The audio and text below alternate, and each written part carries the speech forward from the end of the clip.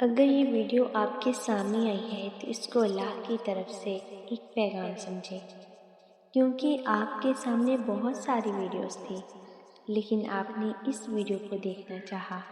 انسان کی زندگی میں ایسے لمحات ضرور آتے ہیں جو وہ دل سے دعا کرتا ہے، آنکھوں میں آنسو ہوتے ہیں، امید صرف اللہ سے وابستہ ہوتی ہے، مگر بظاہر دعا قبول ہوتی نظر نہیں آتی۔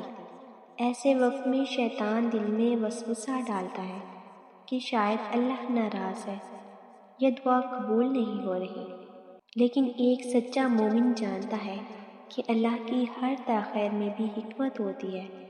اللہ اپنے بندے کو کبھی اکیلا نہیں چھوڑتا۔ اللہ قرآن میں فرماتا ہے، اور تمہارا رب فرماتا ہے کہ مجھ سے دعا کرو، میں تمہاری دعا قبول کروں گا۔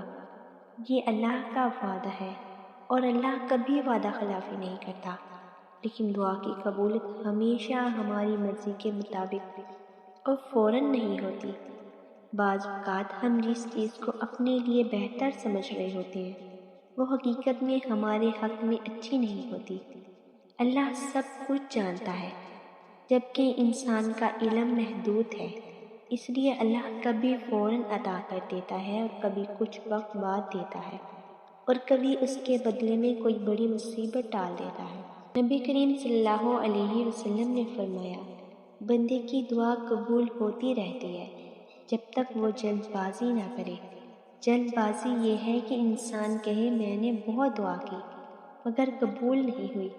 اصل میں دعا صرف مانگنے کا نام نہیں، بلکہ اللہ پر یقین، صبر اور امید رکھنے کا نام ہے۔ جب بندہ بار بار اللہ کے سامنے جھکتا ہے تو وہ اللہ کے قریب ہو جاتا ہے۔ یہی قرب اصل کامیابی ہے۔ کبھی آپ نے غور کیا ہے، بعض دعائیں وقت گزرنے کے بعد اس انداز میں قبول ہوتی ہے کہ انسان حیران رہ جاتا ہے۔ پھر اسے احساس ہوتا ہے کہ اگر یہ چیز پہلے مل جاتی تو شاید نقصان ہوتا۔ اللہ وقت بھی بہترین چنتا ہے اور عطا بھی بہترین کرتا ہے۔ اس لیے کبھی مایوس نہ ہو، رات کتنی ہی لمبی کیوں نہ ہو، صبح ضرور آتی ہے۔